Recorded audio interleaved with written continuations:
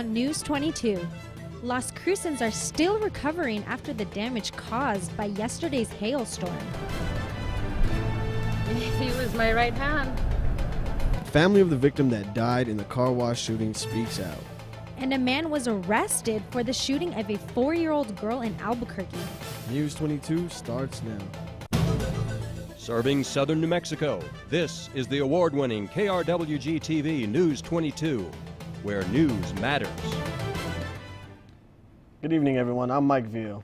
And I'm Whitley Newberry. Las Crucens are recovering after being hammered by yesterday's hailstorm. The insurance adjusters have been busy checking for damage. They tell News 22 more than 1,000 homes were damaged in Doña Ana County. People were running for cover yesterday afternoon after quart-sized hail hit Las Cruces. And now people across the country are trying to get their roofs fixed and dents out of their cars. The areas most affected were Las Cruces, Lordsburg, Deming, and Anthony. Today the city announced all the athletic fields are closed due to the weather. And as we mentioned earlier, many people in Las Cruces are trying to get their cars fixed due to the hailstorms. And today there are hail recovery damage tents in some corners of Las Cruces to help people with just that. A Texas company called American Dent Repair has set up hail damage repair tents. Anyone who wants any dents fixed can stop by. The owner of the company says they usually set these up around New Mexico and Texas where there are really bad storms. Yeah, yesterday was pretty bad. The mall area got hit real bad. I had some friends of mine that had some vehicles over there, and they said, as a matter of fact, one was a brand new pickup, and he got hit real bad. So. He says they fixed 15 cars so far and expect to be around for 3 months due to future storms. It seems like yesterday's storm is left, but will we expecting more in the future? Cynthia Nunez is here to tell us if our day is looking wet or dry. Cynthia? Yes, that's right, guys. Right now, we're going to take it back to the desk. All right. Las Cruces police arrested the man they say shot and killed a man at a car wash yesterday. 57-year-old Leo Molina is now charged with murder. Police say Molina worked at the car wash. They say he got into an argument with 37-year-old Gregory Fernandez, who was a customer at the car wash.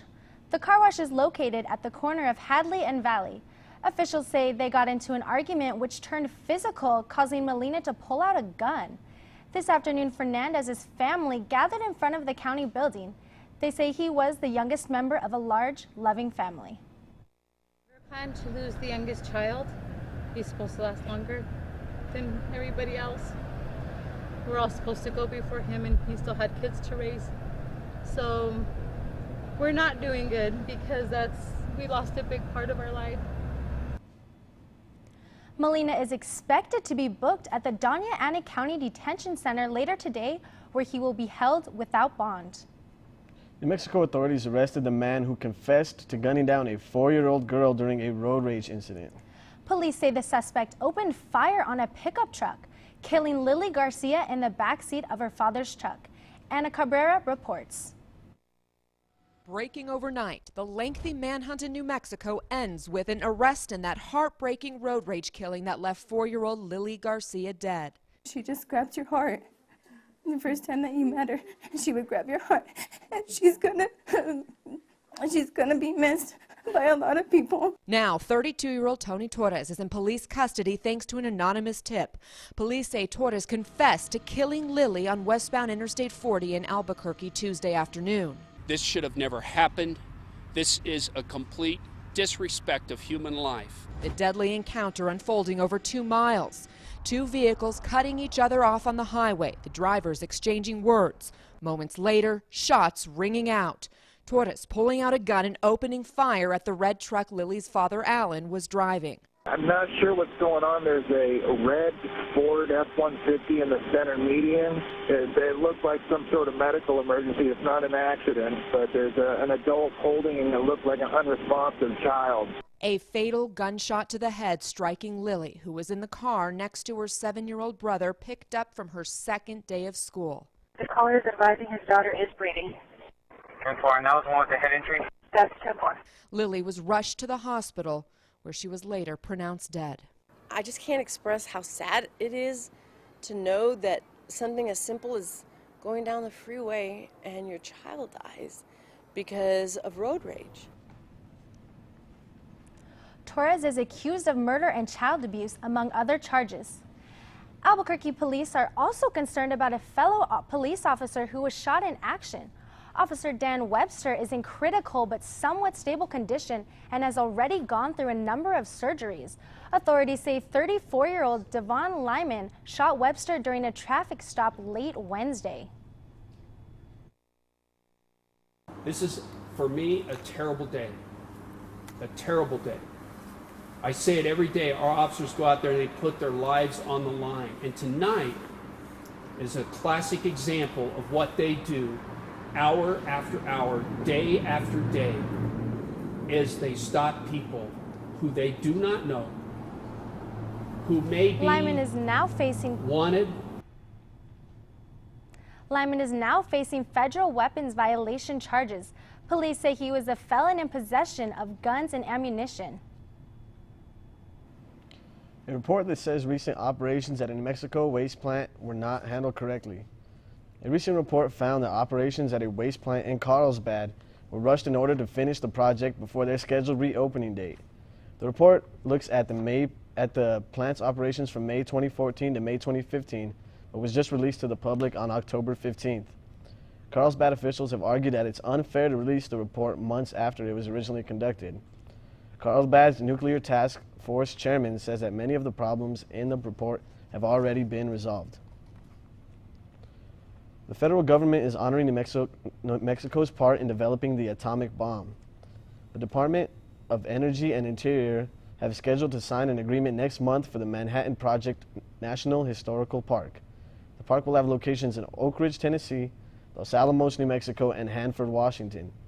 It honors the secretive World War II program that developed the atomic bomb. Once the agreement is signed, the multi-state park will be part of the national park system. Stay tuned. Cynthia will be back with your national forecast. And later, one group in Las Cruces tries to bring downtown back to life. More on that when News 22 continues.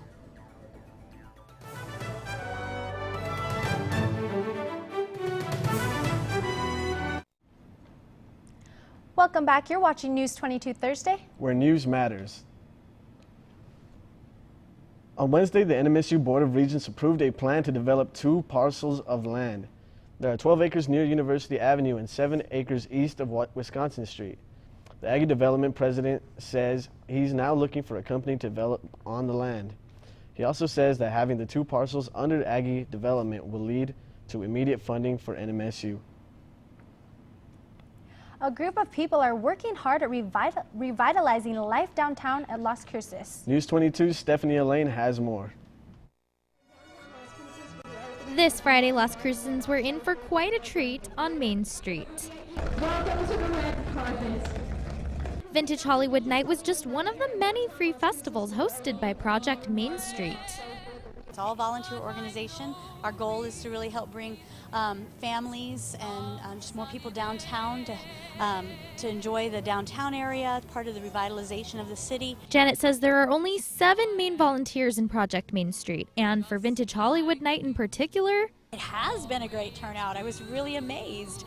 We did a special VIP dinner seating and VIP red carpet event, and we had a huge attendance for that, and now the show's going on and there are still tons of people on the street. Like many of Project Main Street's other events, this festival in particular shows just how much manpower and coordination goes into setting it up. It's a lot to put on a festival like this, so probably when it's all said and done there are probably 50 people, volunteers involved with helping to bring this to fruition. I also worked with a lot of community members, getting volunteers who could bring their classic cars to the event, and we coordinated the red carpet arrival. Project Main Street teamed up with Rio Grande Theater, where playwright and director Mark Meadoff debuted his first show. When he was doing this show, I just felt that it would be the perfect opportunity for Project Main Street to really highlight the fact that we have such a famous playwright in town, and to bring people out to an event that could be enjoyed and introduce people to the theater in a way that a lot of people don't ever come to see theater in town. We're here at Vintage Hollywood Night, where the stars have just entered the theater. Las Cruces citizens can get a real red carpet experience. and even take a look at these old cars. It's really our goal is to get families out on Main Street. It's nice to have events like this, especially for families. You know, it's free. You know, the most you're going to spend is whatever you decide to get from the food trucks, which is fun. It's great to see all the food trucks out. That's kind of what brings us down here. Is, you know, there's nothing more romantic than dinner from a food truck in the middle of the street, right? Project Main Street was only founded last year, where the group hosted about 15 events. And by the end of this year, Janet explains the group will have hosted 22 events, ending with the Chili Drop. Stephanie Lane, News 22. I wonder if yesterday's rain trailed to another part of the nation. Cynthia's next to tell us all about the national weather. Cynthia? Yes, that's right, guys. Now let's go ahead and take a look at. Welcome back. I'm Cynthia Nunez with our weather right now. So Farmington, I'll be back with our 5-day forecast, but right now let's take it back to the desk. Thunderstorms left parts of Phoenix underwater. That story and more in tonight's Southwest Minute. Thunderstorms moving across Arizona triggered flash flooding, prompting a swift water rescue in North Phoenix. The motorist was stuck in fast-moving water, and the Maricopa County Sheriff's Office says the road was closed with barricades in place. The man will face charges. A man who tried to stop a plane at Denver International Airport in August will spend 2 years of probation and perform 100 hours of community service. Mark Remar says he missed his flight to a high school reunion, so he ran through an emergency exit door and tried to stop a plane from taking off.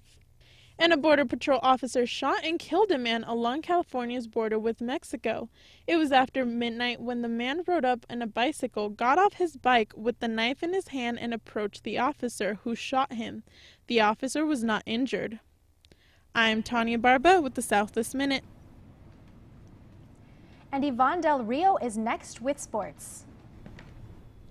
Thanks, guys. Coming up in sports, the New Mexico State football team prepares for the pink game, and up next, the Kansas City Royals add a new tiny fan. You can toss that remote because News 22 Sports is next.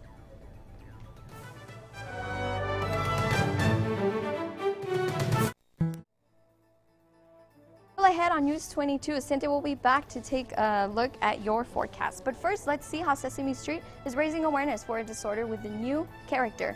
More on that when News 22 continues.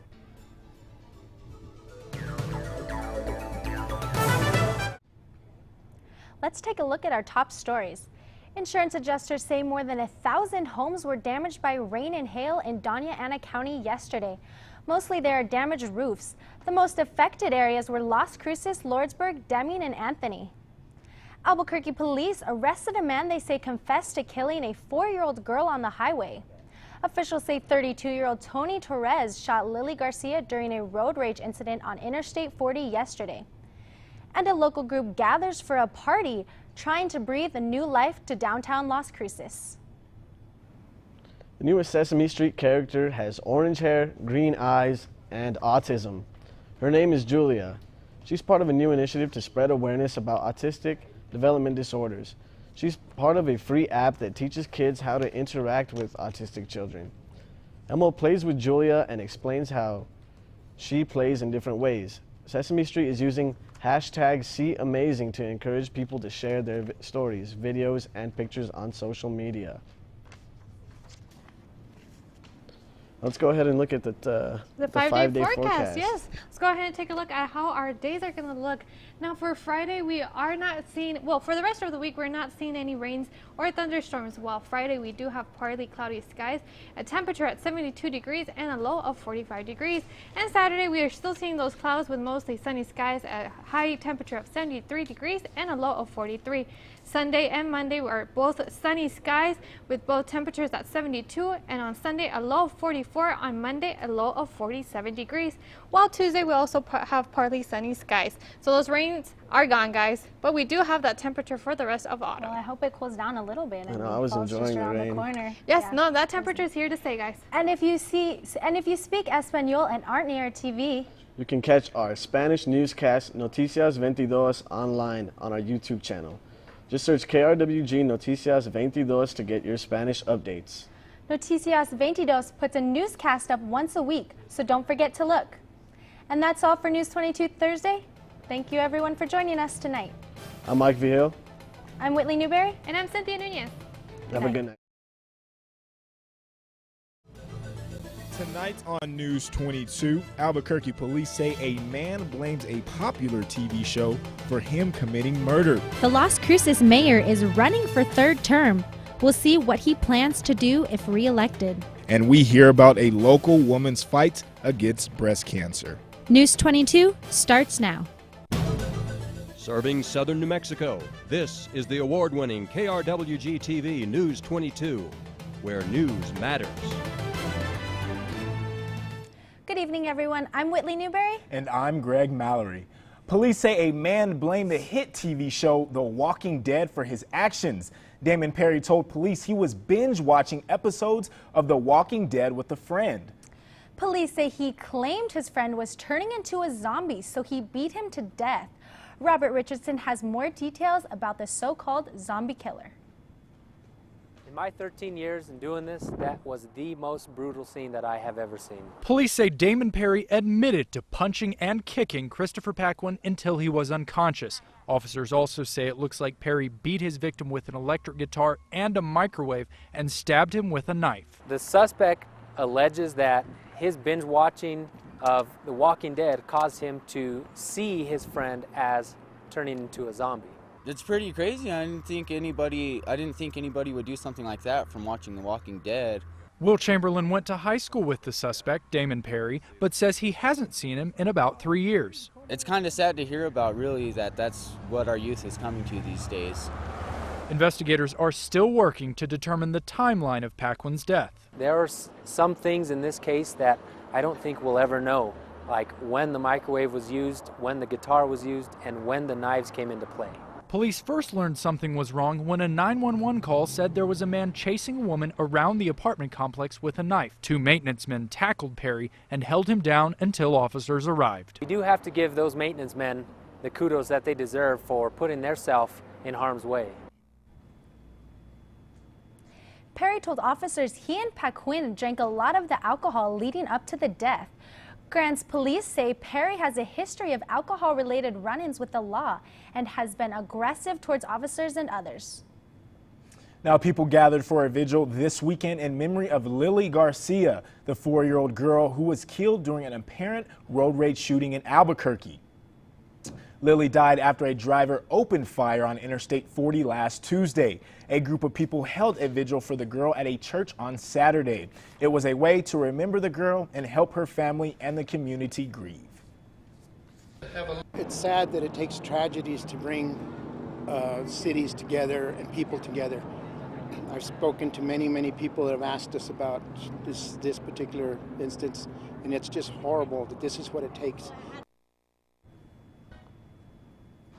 Police arrested 32-year-old Tony Torres last week. He's being charged with murder. Officials say with a spice and dehydrated food factory in Las Cruces are looking over the damage this evening. Firefighters responded to Olin Factory at the 1300 block of West Amador earlier this afternoon. A strong smell of roasted chili was in the air as the fire trucks parked around the building. According to Olam's website, the company is a leader in dehydrated vegetables, spices, and tomato products. We haven't been able to contact the fire department. We will have more on News 22 tomorrow. Now, after last week's downpour, it's good to see some clear skies. We'll see if it stays like that tonight. Cynthia's here to tell us more. Cynthia? That's right. Thank you, Cindy. Santa Teresa might be a step closer to becoming a city. The Doña Ana Board of County Commissioners just set a census fee it needs to create the city. The people behind the incorporation effort must deposit more than $1,200 with the county treasurer to pay for the census. The deposit is the last item to complete the application. The census will be used to see if enough people are in the area to be a viable city. If the census shows there are enough people, the county commissioners will set a special election. New Mexico lawmakers are concerned about the rise in Medicaid costs. Members of the Legislative Finance Committee say enrollments have surged and federal aid will soon be scaled back, putting more pressure on states to come up with the difference. State officials are requesting nearly $1 billion from the general fund for the program for the 2017 fiscal year. Included is money to cover a shortfall this year. 1 week from today, Las Crucens will go to the polls and vote to elect a mayor. There are 3 candidates running, and one of those candidates already has the job. Mayor Ken Miyagishima is running for a 3rd term. News 22's Stephanie Elaine has the profile of the mayor.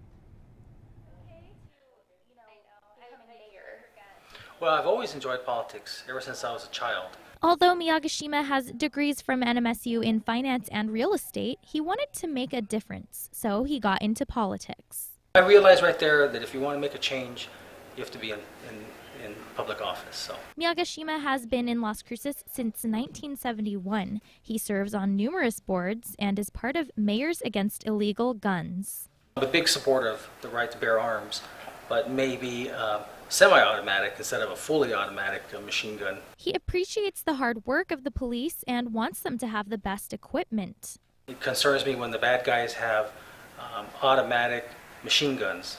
And he would like to see more police officers in Las Cruces. For every 500 population, you have 1 officer. So if you have 50,000 population, you should have 100 officers.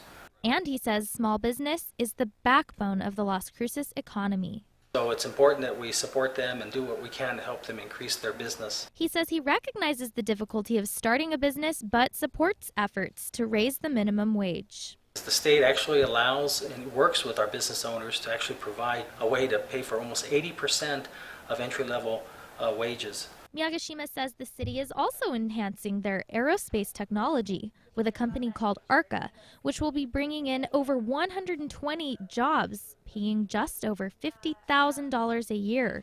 So I think this is where we need to capitalize, add that in with the spaceport and a few other things. I think we're primed for good aerospace technology development. Miyagishima says the city is already completing a new public safety complex, and he'd like to oversee the completion of an Olympic-sized swimming pool, downtown revitalization, and the largest repair of streets in the city's history.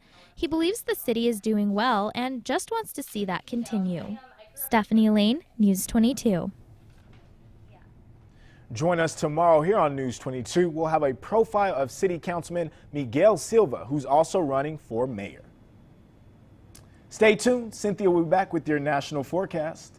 And later, in celebration of Breast Cancer Month, a Las Cruces woman shares her survivor story. More on that when News 22 continues.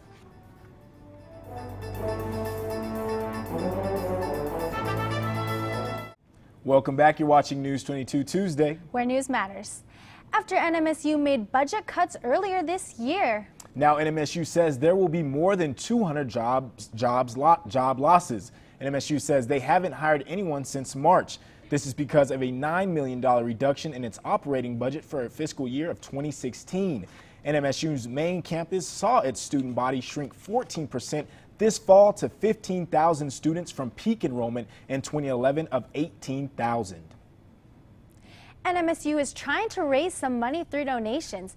Tuesday, December 1st has been dubbed Giving Tuesday.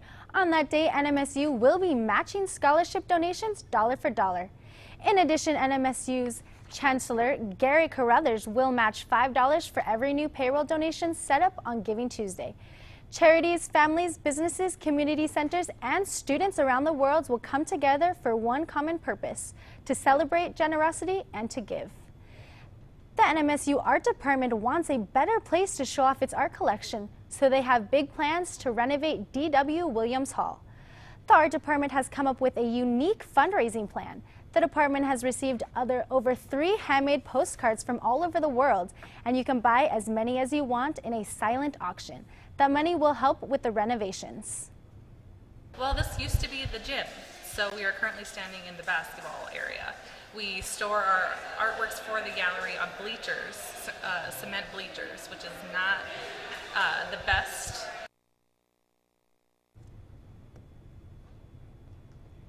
The silent auction is on Thursday from 5 to 7, and it will cost $40 to get in. With Halloween just around the corner, the Las Cruces Police and Fire Departments are reminding everyone to stay safe. In an effort to keep everyone safe, officers will be giving away free glow sticks. Trick-or-treaters can wear the glow sticks so drivers can see them. You can pick those up starting Thursday at fire stations. Police say parents should make sure children are accompanied by an adult along with a few other tips. Make sure costumes are easy to see. Don't use candles and jack-o'-lanterns, and trick-or-treaters should stay on the sidewalk. Be sure to inspect all your kids' candy. For more information on safety tips, you can call the police station. Even though there's a huge increase in the number of patients in New Mexico's medical marijuana program, the state wants to add more. There are more than 20 conditions that qualify for medical marijuana, and the state health secretary wants to add attention deficit hyperactivity disorder to the list. There are 18,000 people in the program. That's a 7,000 person increase since the beginning of the year. All this month, we've seen Pink This and Pink That. It's a month-long effort to bring awareness to the fight to end breast cancer. And now, at the end of the Breast Cancer Awareness Month, we see the reason behind the battle. Cynthia Nunez introduces us to a survivor. Veronica Luna was 38 when she was diagnosed 12 years ago. On top of that, she also had 2 young children and was going through a divorce. She was terrified. At that time, 12 years ago, they didn't think that a person would have cancer if you were nursing your baby, if there was no history of it, and I had both of those things going for me. But one weekend after my 20th high school reunion, I knew I was in trouble. Her children became her motivation to get well. Veronica wanted to fight for them. I was afraid that I wouldn't be around to raise my kids. I was afraid that I wouldn't see my kids grow up, and that still strikes a nerve with me. After a double mastectomy, breast reconstruction, 7 rounds of chemotherapy, and 4 months of radiation, Veronica is now a 12-year survivor. She's still taking chemo in the form of a pill, but life couldn't be better. Every year is still a disbelief for me, and also a gift and a blessing. Every year.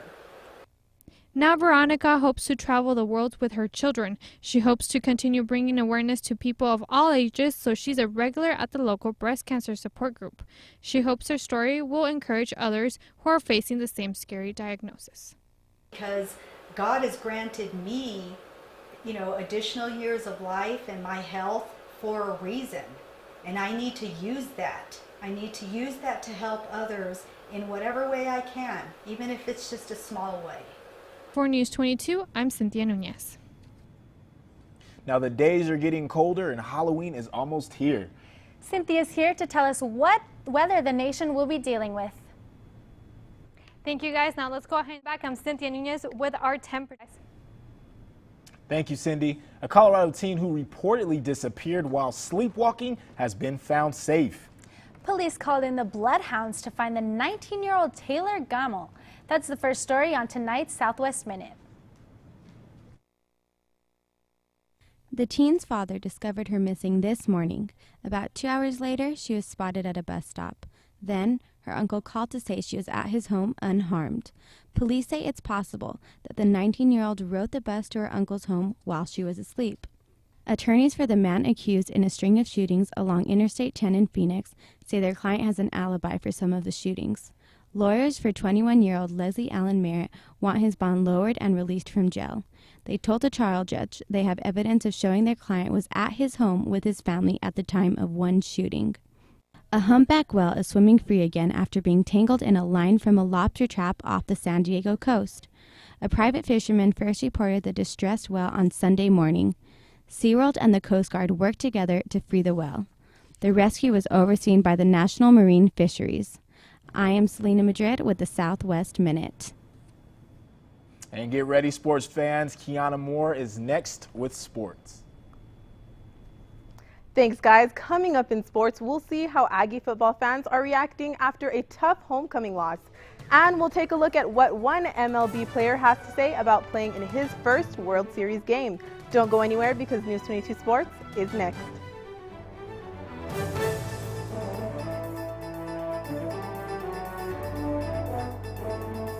Forecast. But first, Let's see what one organization does for disabled guinea pigs after the break.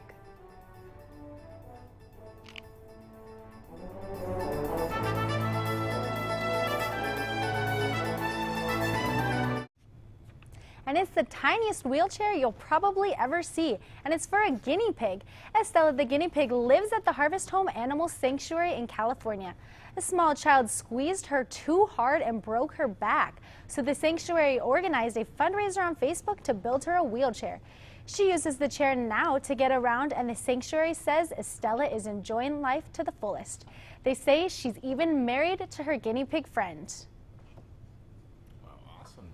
That's exciting. Yeah. So Cindy, can you tell us the 5-day forecast? Yes. What it's looking like? Let's go ahead and take a look at it. For Wednesday, we're going to have sunny skies, a high of 75 and a low of 46, while Thursday and Friday, we're going to see the clouds as well, with Saturday as well with cloudy skies. Well, That's all thanks for for News joining us. 22. Good Good night. night. Good night, guys. Telecast of News 20.